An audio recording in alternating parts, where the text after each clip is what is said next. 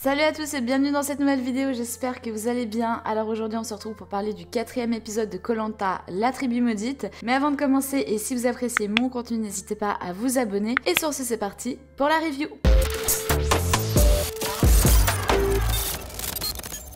Koh Lanta, la tribu maudite. Alors autant dire que c'est une des saisons qui porte le moins bien son nom. Honnêtement, je suis assez déçue étant donné qu'on la voit très peu. Je m'attendais vraiment pas à ça. Alors justement pour revenir sur cette tribu maudite, ça va aller assez vite. Bon déjà au début d'épisode, petite mise au point avec Hugo et Alex, étant donné que Alex avait voté pour Hugo. Bref, rien de très extraordinaire, il y a eu un petit bug je pense dans sa tête à la fin de l'épreuve d'immunité de la semaine dernière. Bref, rien de très transcendant en tout cas pour ma part. Voilà, je reviens sur Nathanaël qui arrive enfin à trouver l'amito blanc. Alors il est toujours caché au même endroit apparemment, donc je pense qu'au bout d'un moment, voilà, ils vont repérer un petit peu les cachettes dans ce lit de rivière.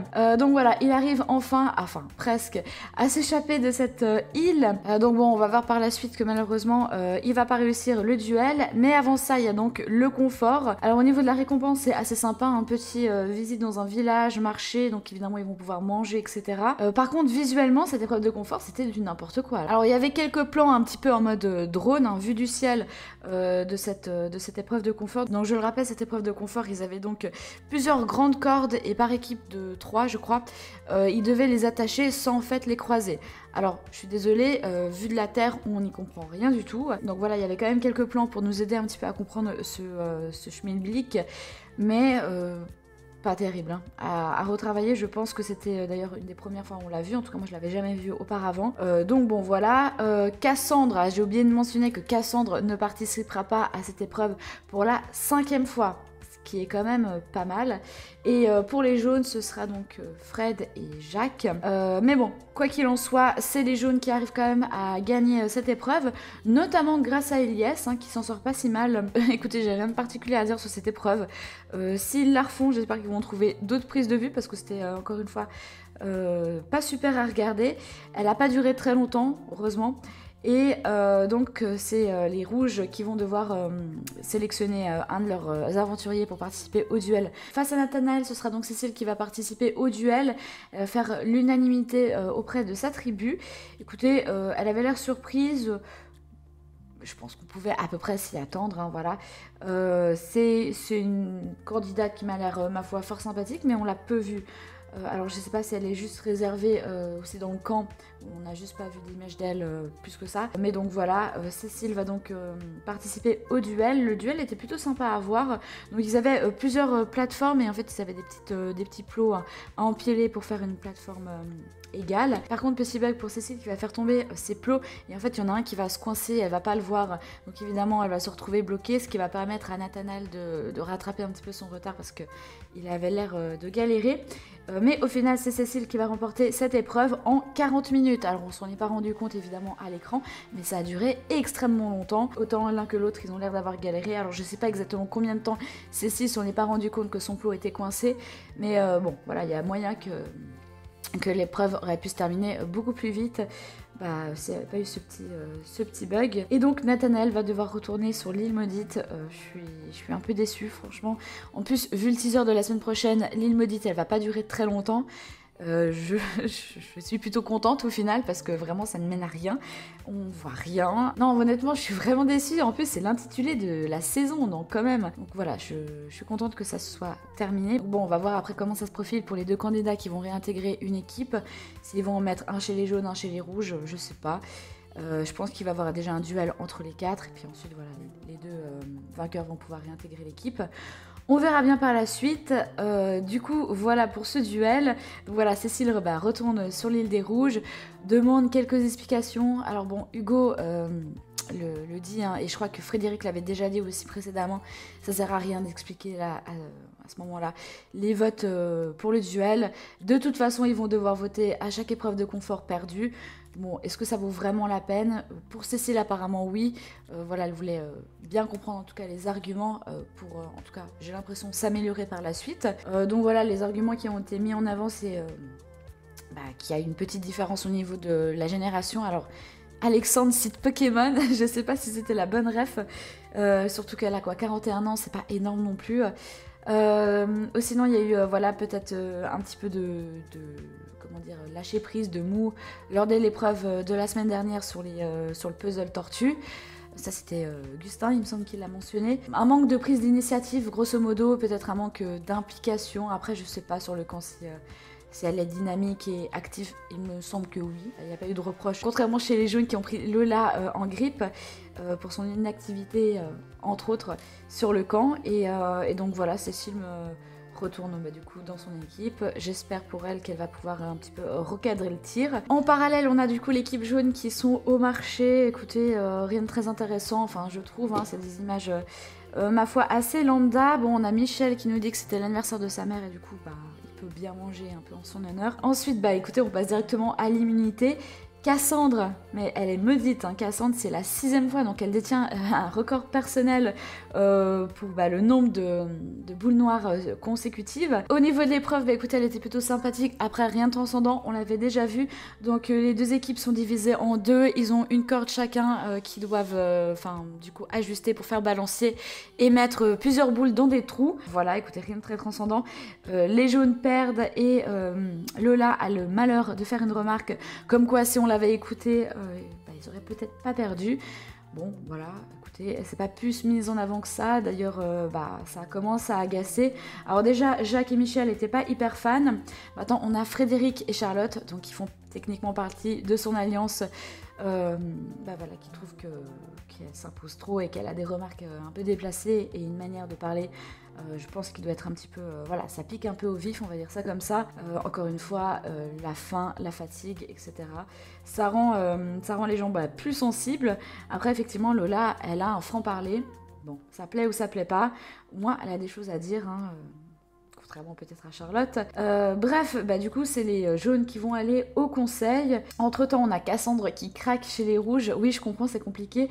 Elle a quand même participé à une épreuve, donc c'est relativement peu. Alors je pense pas que son équipe va l'utiliser entre guillemets contre elle s'il faut voter par exemple à un duel ou quoi que ce soit, mais c'est vrai que ça commence à faire beaucoup, donc j'espère que la semaine prochaine elle va pouvoir participer à au moins une épreuve. Ensuite, retour chez les jaunes, donc le conseil s'approche, Lola se sent en danger, du coup elle va partir avec ses deux copines, donc Charlotte et Sophia dans la jungle, pour récupérer un collier d'immunité.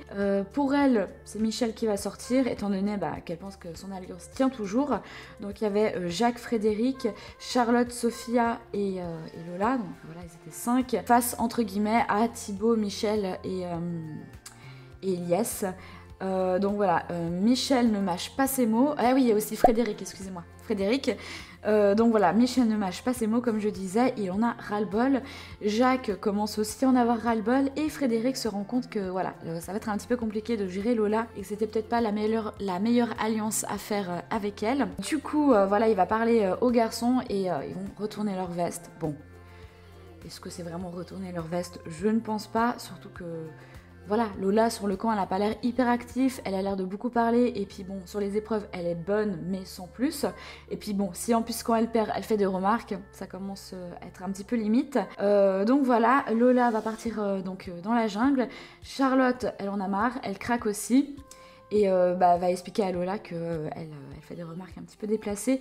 Alors Lola, elle n'a pas l'air plus touchée que ça, ou elle a pas l'air d'être très dans la compréhension, on va dire ça comme ça. Voilà, donc j'ai l'impression que Lola le prend un petit peu à la légère et on va pas dire qu'elle met en doute les émotions des autres, mais on n'en est pas loin. Voilà, peut-être un manque de compassion de sa part. Donc voilà, c'est l'heure du vote et arrive ex aequo, donc Michel, Lola et Charlotte. Donc voilà, on a pu le voir, les garçons ont splitté leur vote entre Lola et Charlotte.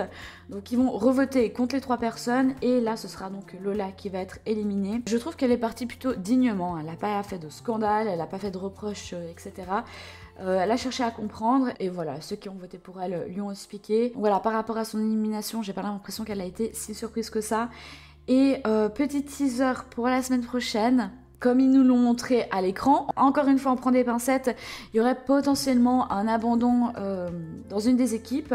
Donc voilà, potentiellement Lola qui va revenir. Mais bon, on sait que pour les abandons, normalement, ils font pas revenir les anciens candidats.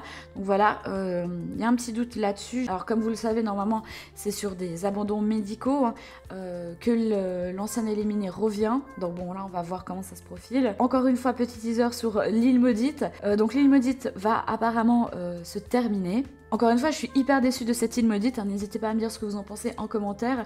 Mais bon, de ce que j'ai pu avoir comme écho, vous n'êtes pas non plus hyper satisfait. Ouais, vraiment dommage, surtout que bon, le concept était pas mal. Peut-être un petit peu léger, peut-être qu'ils auraient pu faire un mixte avec, je sais pas, plus de duels, plus de personnes sur l'île maudite, enfin bref. Donc voilà, l'île maudite, elle aura duré 5 épisodes, super, franchement je suis...